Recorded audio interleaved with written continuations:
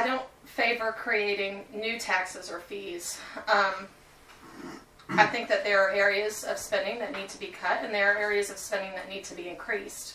In terms of raising taxes, I want to be very clear that any tax raises that I would vote for would not be on the backs of working families, that those tax increases would be to the wealthiest among us and to the folks who have some to spare.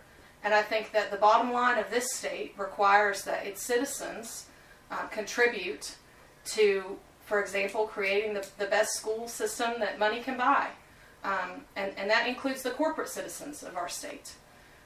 I would be against any food tax, but luxury taxes and taxes on activities that we don't consider perhaps beneficial to health, I think that those would be acceptable.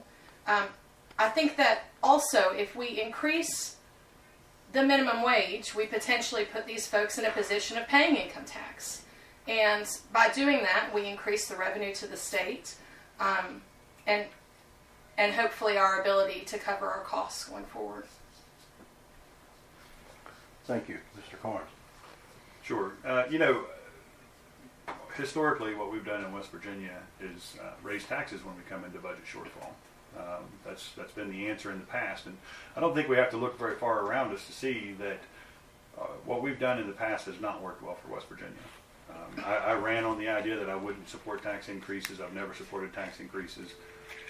Tax increases are the wrong way to go. The idea that you can target those tax increases to one particular economic class and say we're only going to tax the rich instead of taxing the poor completely misses the fact that in the past that's exactly what we've done.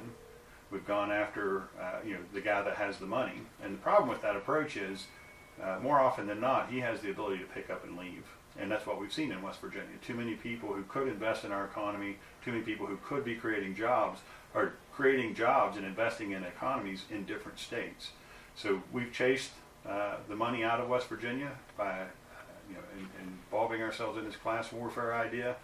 The best type of taxes that you're going to have are what we call broad-based consumer taxes.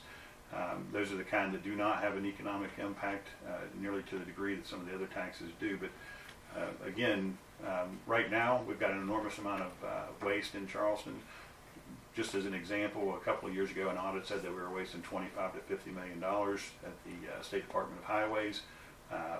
That audit was done by the state or on behalf of the state, and you know that if the state authorized the audit, it was probably lowballed. So the reality is we probably have $50 to $100 million in waste.